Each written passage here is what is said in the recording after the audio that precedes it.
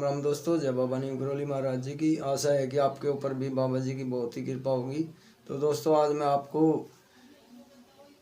श्रीमद् भागवत गीता जी का 16वां अध्याय देवी तथा आसुरी स्वभाव, ये बाबा जी की शरण में सुनाऊंगा।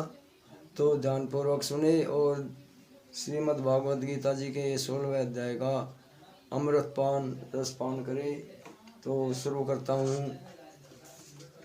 भगवान ने कहा, हे भरतपुत्र, निर्भयता, आत्मशुद्धि, आध्यात्मिक ज्ञान का अनुशीलन, दान, आत्म संयम, यज्ञ परायणता, वेदाध्ययन, तपस्या, सरलता, अहिंसा, सत्यता, क्रोध विहीनता, त्याग, शांति, छिद्रान्वेषण में अरुचि, समस्त जीवों पर करुणा, लोभ विहीनता, भद्रता, लज्जा, संकल्प, तेज, क्षमा, धैर्य, पवित्रता, ईर्षा तथा सम्मान की अभिलाषा से मुक्ति, ये सारे दिव्य गुण हैं जो दैवी प्रकृति से संपन्न देवतुल्य पुरुषों में पाए जाते हैं।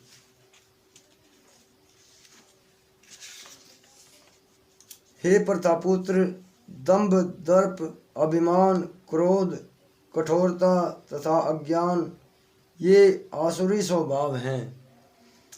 इनसे ये जिनके गुण हैं वे आसुरी स्वभाव वाले इंसान होते हैं। तो भगवान ये कहते हैं, दिव्य गुण मोक्ष के लिए अनुकूल हैं और आसुरी गुण बंधन दिलाने के लिए हैं। हे पांडुपुत्र, तुम चिंता मत करो, क्योंकि तुम दैवी गुणों से युक्त होकर जन्मे हो। हे प्रतापुत्र, इस संसार में सृजित प्राणी दो प्रकार के हैं, दैवी तथा आसुरी। मैं पहले से ही विस्तार में तुम्हें दैवी गुण बता चुका हूँ। अब मुझसे आसुरी गुणों के विषय में सुनो। जो आसुरी हैं वे यह नहीं जानते कि क्या करना चाहिए और क्या नहीं करना चाहिए। उनमें न तो पवित्रता है, न उचित आचरण है और न ही सत्य पाया जाता है। वे कहते हैं कि जगत मिथ्या है, इसका कोई आधार नहीं है और इसका नियम किसी ईश्वर द्वारा नहीं होता।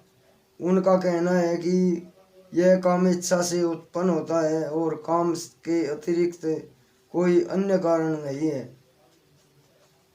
ऐसे निष्कर्षों का अनुगमन करते हुए आसुरी लोग, जिन्होंने आत्मज्ञान खो दिया है और जो बुद्धिहीन है, ऐसे अनुपयोगी एवं भयावह कार्यों में प्रवृत्त होते हैं जो संसार का विनाश करने के लिए होता है।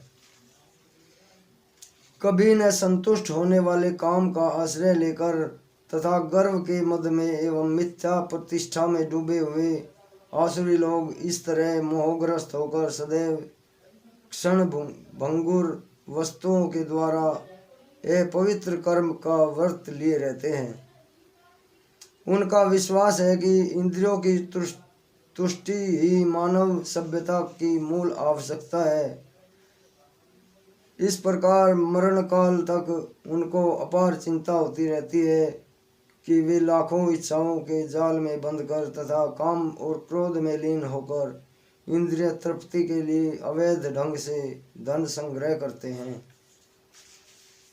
आसुरी व्यक्ति सोचता है कि आज मेरे पास इतना धन है और अपनी योजनाओं में से मैं और अधिक धन कमाऊंगा। इस समय मेरे पास इतना है, किंतु भविष्य में यह बढ़कर और अधिक हो जाएगा। वह मेरा शत्रु है और मैंने उसे मार दिया है और मेरे अन्य शत्रु भी मार दिए जाएंगे। मैं सभी वस्तुओं का स्वामी हूँ, मैं भोक्ता हूँ, मैं सिद्ध, शक्तिमान तथा सुखी हूँ।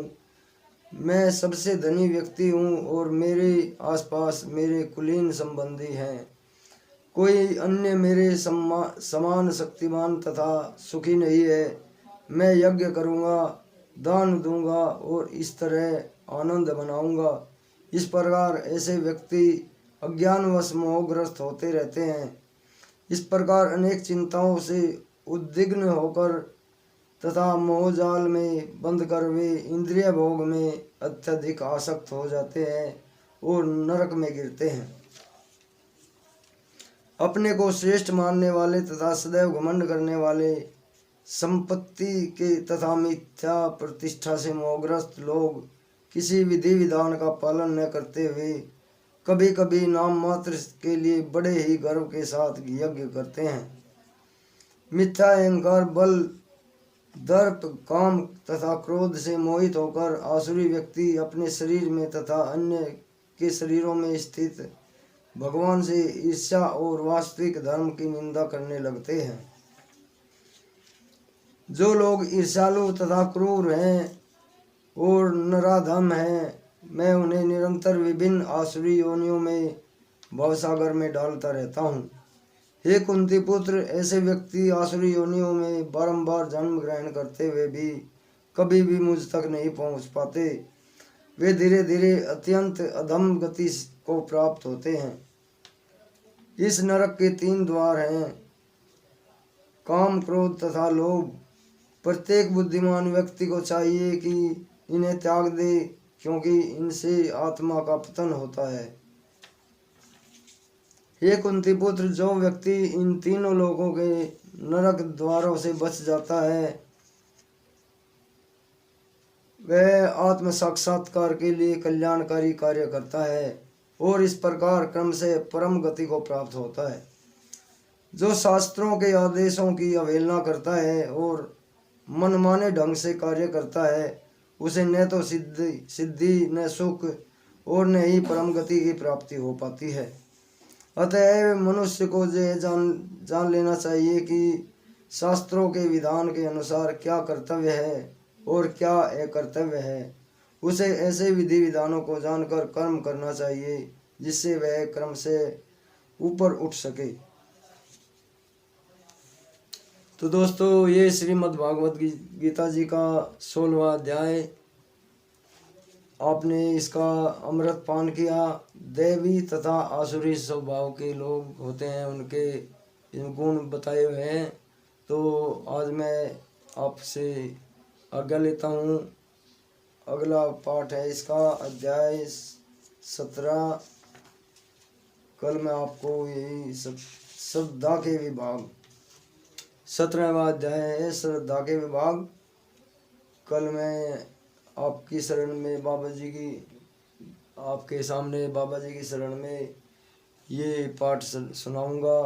तो तब तक के लिए आज्ञा दें। जय बाबा नीम करोली महाराज जी की जय। जय श्री राम। जय हनुमान बजरंगबली जी।